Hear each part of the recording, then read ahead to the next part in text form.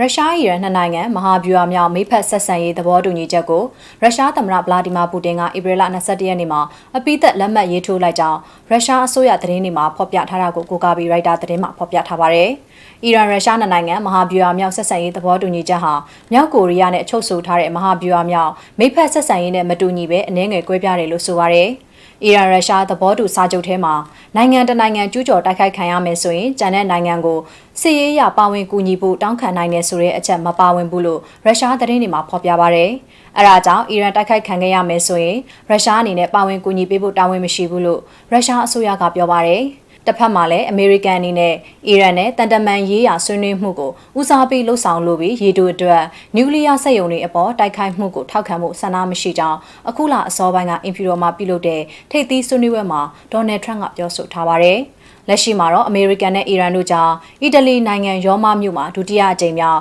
နျူကလ িয়ার ဆွေးနွေးပွဲပြုလုပ်ဖို့စီစဉ်ထားတယ်လို့သိရပါတယ်ရှင်။